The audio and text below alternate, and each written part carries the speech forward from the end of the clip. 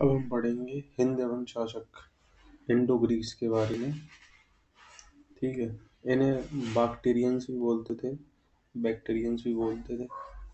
First Indo Greek ruler कौन थे? डेमेटेरियस first, पहला इंडो ग्रीक रूलर जो कि आया इंडिया में। ठीक है, डेमेट्रियस फर्स्ट ग्रीक यवन इन्वेडर, घुसपैठिए जिसको बोलते हैं, इन्वेडर है अलेक्जेंडर। अब डेमेटेरियस प्रथम के बारे में देखिए, ये founder of Indo Greek kingdom in 190 BCE। क्या इंट्रोड्यूस किया इन्होंने? Bilingual coinage system in India. किसने? डेमेटेरियस ने bilingual coinage system in India ये क्या किया? इंट्रोड्यूस किया। ऑर्डर क्या है इसका? सबसे पहले डेमेटेरियस आए, फिर मिनेंडर या मिलिंद बोल सकते हैं, फिर एंटियलकीडस आए, फिर स्ट्रेटोफर्स्ट आए। कभी पूछ ले ऐसा कि किस ऑर्डर में कौन आया, तो डेमेटेरियस फर्स्ट, मिनेंडर, एंटियलकीडस, स्ट्रेटोफर्स्ट। अब इसमें जो इम्पोर्टेंट रूल है वो मिनांडर या मिलिंद जिनको बोलते हैं, उनके बारे में देखते हैं। मिलिंद सिकंदर से ज्यादा भूभाग जीते इन्होंने, सिकंदर से ज्यादा भूभाग जीते। बौद्ध भिक्षु नागसेन से वार्ता करी, मिलिंद ने नागसेन से वार्ता करी। फिर बौद्ध धर्म अपनी नागसेन के कहने पे ही इन्होंने बौद्ध धर्म अपनाया था। मिलिंद पन्नो ये जो बुक बौद्ध ग्रंथ है, ये इसमें क्या है? मिलिंद के प्रश्न है, मिलिंद के प्रश्न जो कि किसमें? पाली भाषा में। मिलिंद पन्नो पाली भाषा में है, ये मिलिंद के प्रश्न है। उपाधि क्या थी इनकी? हिमकस और शूटर। मिलिंद की दो उपाधियां थी, हिमकस और शूटर। ठीक है, सोने के सिक्के चलवाए मिलिंद ने।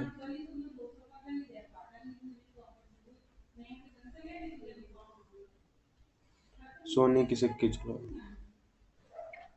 राजधानी थी सियालकोट या साकल बोल सकते हैं उसको, सियालकोट या साकल। अंतिम शासक थे हर्मियस, HERMEUS, हर्मियस। इसे किसने हराया? कुजुल ने हराया। किसको? हर्मियस को। इंडो ग्रीस का भारत पर क्या प्रभाव रहा है? हिंदी एवं शासकों का भारत पर क्या? सिक्कों पर राजा के नाम, क्या? सिक्कों पर राजाओं के नाम, मुद्राओं पर लिपि, खरोष्टी प्लस ग्रीक ये लिपि होती थी, ये हिंदी वनों की, खरोष्टी और ग्रीक लिपि में। मुद्राओं पर लिपि, सिक्कों पर राजाओं के नाम, सिक्कों पर राजाओं के नाम थे। मुद्राओं पर लेख वाले सोने के सिक्के चलवाए, लेख वाले सोने के सिक्के। सप्ताह में 7 दिन, ये भी। और use of week in calendar में सप्ताहों का उपयोग। 12 राशियां, सिंह मेष मिथुन, ये सब किसकी देन है? ये देन है इंडो ग्रीक्स की। पर्दा प्रथा जिसको यवनिका भी बोलते हैं, पर्दा प्रथा, ये भी इंडो ग्रीक्स की देन है। नक्षत्र जिससे अपन भविष्यवाणी करते हैं, ये भी इंडो ग्रीक्स। उत्तर भारत को हेलोमोस्टिक कला मतलब गांधार शैली, जो कि ग्रीक प्लस एक मुद्राओं पर जो लिपि थी वो खरोष्टी प्लस ग्रीस थी, और गांधार शैली जो थी ये भी हिंदी एवं शासकों का देन थी। देखो क्या क्या देन थी? सिक्कों पर राजाओं के नाम, मुद्राओं पर लिपि, खरोष्टी प्लस ग्रीक, लेख वाले सोने के सिक्के, सप्ताह में 7 दिन, 12 राशियां, पर्दा सिस्टम, नक्षत्र जिससे भविष्यवाणी करते हैं, और गांधार शैली। इसके बाद आते हैं शक, ये इसका नहीं है। शक जिनको सिथियंस भी बोलते हैं। सबसे पहला शासक जो शक का राजा था वो तो राजा माउस या राजा मोगा भी बोलते थे। क्या? माउस, जिसको राजा मोगा भी बोलते थे। मोगा, राजा मोगा भी बोलते थे इसे। ठीक है। नहपान ये इम्पोर्टेंट रूलर है। पराजित हुए किससे? नहपान को इसने हराया था, गौतमी पुत्र शतकर्णी ने हराया था। ठीक है, नहपान के बारे में इतना ही। रुद्रदमन फर्स्ट, जो रुद्रदमन फर्स्ट थे ये नहपान के पौत्र थे। इनने कैपिटल क्या थी इनकी?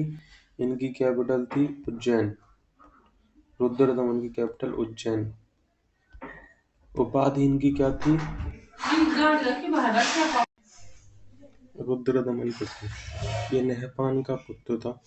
कैपिटल थी इनकी उज्जैन।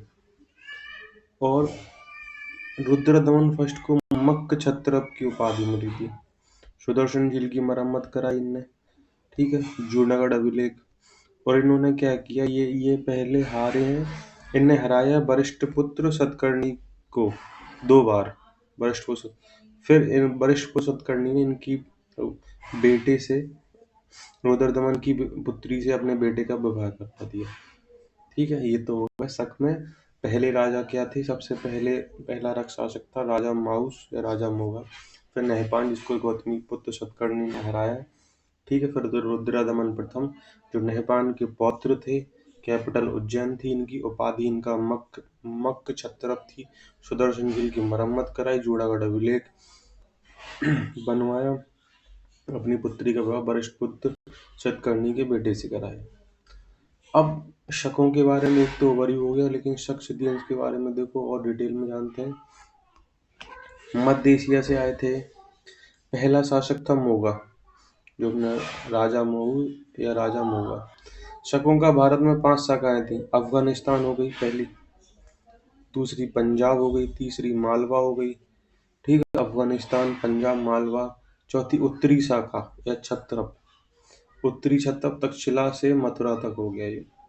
पश्चिमी छत्रप नासिक से उज्जैन तक। ठीक है, नासिक से उज्जैन तक।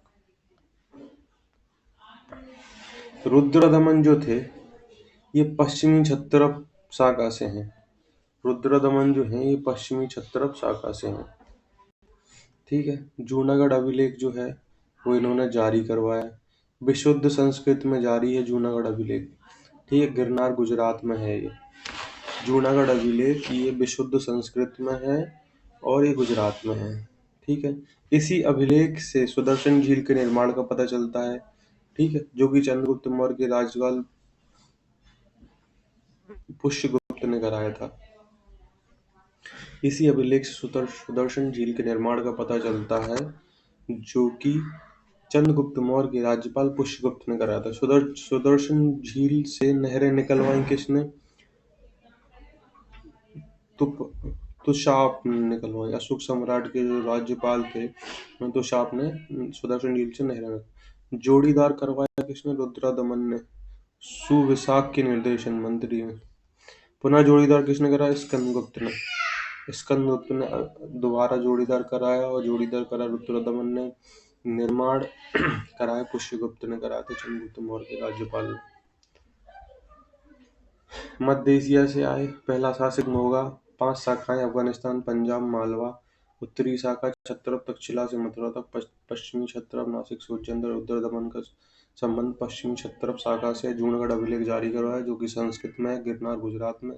इसी अभिलेख से पता चलता है कि सुदर्शन झील के निर्माण का पता चलता है, जो कि चंद्रगुप्त मौर्य के राज्यपाल पुष्यगुप्त ने कराया। सुदर्शन झील से नहर निकलवाई किसने? तुषाप ने। जोड़ीदार कराया रुद्रदमन ने।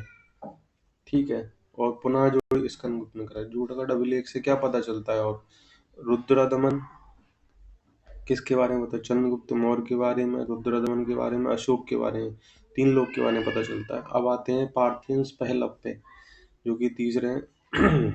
पहले इंडो ग्रीक, दूसरे शक, तीसरे पहलव पार्थियंस। इनके फाउंडर थे मिथ्रेडेटस।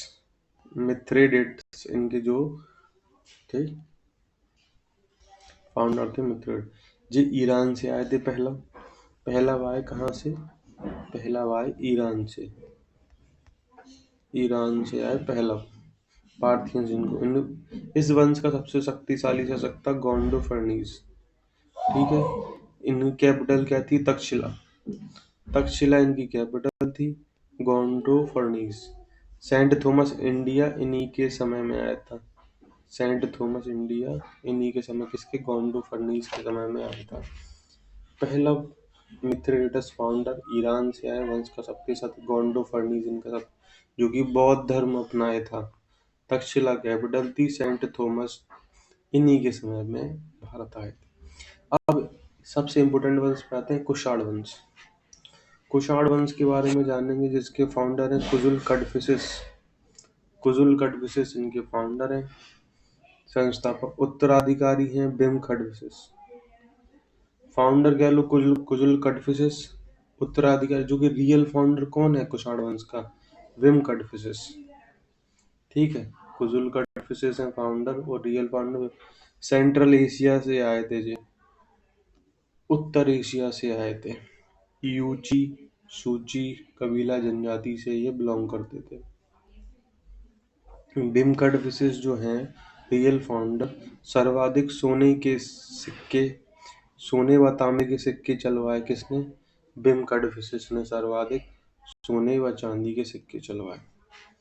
ठीक है, उसके बाद बिम खडफिसेस ने सोने के सिक्के चलवाए, जिसे द्विभाषा मुद्रा कहते हैं।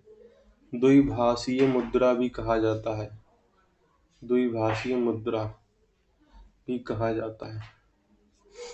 यूनानी लिपि में, खरोष्टी लिपि में, दो लिपि में थे, यूनानी लिपि और खरोष्टी लिपि में। ठीक है, बिम खडफिसेस शैव धर्म का अनुयायी था, शैव धर्म का अनुयायी था। नंदी, बैल, शिव की आकृति के सिक्के मिले हैं। ठीक है, बिम खडफिसेस ने सोने के सिक्के, द्विभाषा मुद्राएं थी, जिसमें द्विभाषीय मुद्रा भी कहा जाता है, क्योंकि उसमें दो लिपि थी, यूनानी लिपि थी और खरोष्टी लिपि थी। किसने, बिम खडफिसेस। सबसे ज्यादा सोने व तांबे के सिक्के चलवाए बिम खडफिसेस ने।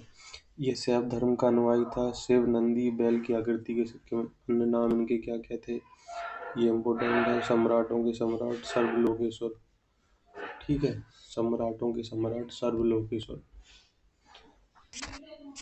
और सबसे प्रभावशाली राजा पे आते हैं, रूलर पे इनके, जो कि हैं कनिष्क, जो कि गद्दी पर बैठे 78 एडी में, 78 एडी में। खेटक अभिलेख से कनिष्क के बिम खडफिसेस होने के पुत्र का पता चलता है। खेटक अभिलेख से, उनसे खेटक अभिलेख से पता चलता है।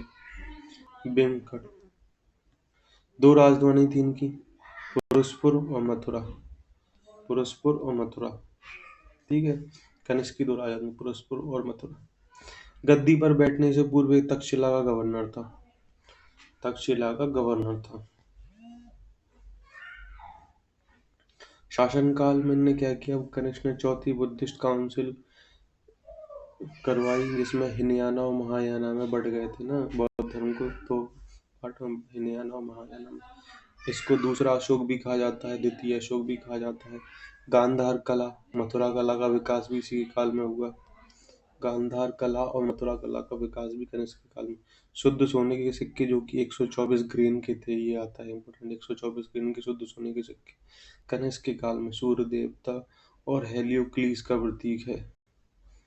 ठीक है, 3 दरबारी थे इनके, जो राजनीतिक कवि और लेखक थे, वो थे अश्वघोष।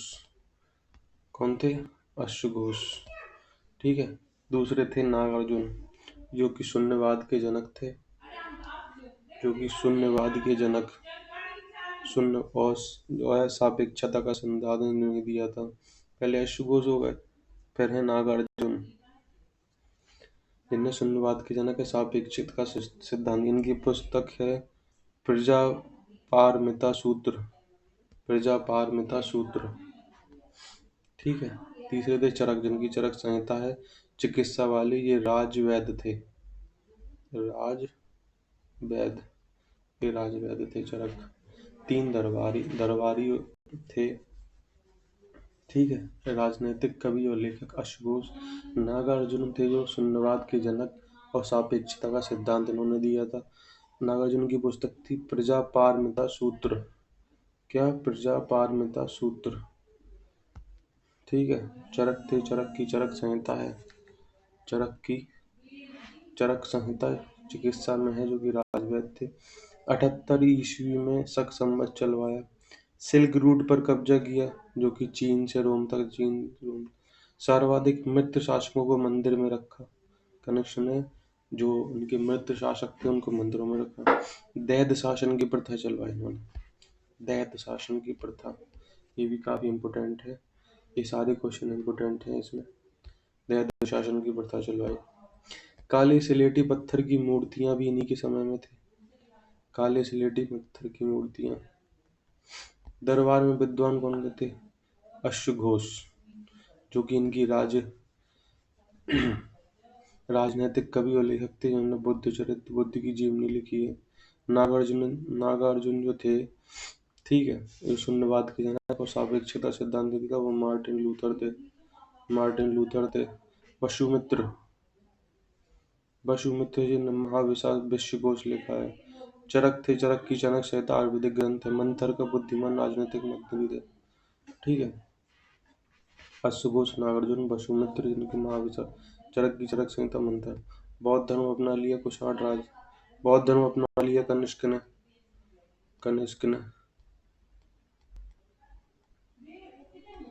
ठीक है। बौद्ध धर्म अपना लिया कुषाण राजाओं को देवपुत्र कहा गया। वास्तुकला का सबसे ज्यादा विकास हुआ इसी कुषाण वंश के टाइम पे। गांधार शैली, जो कि भारत प्लस यूनानी है, ठीक है। तक्षशिला का फेमस होने का कारण है गांधार शैली। बड़े पैमाने पर गोल्ड कॉइन जारी करा, जो कि 124 ग्रेन के थे, ठीक है। ये तो ये दिया 124 ग्रेन के सिक्के, शुद्ध सोने के सिक्के।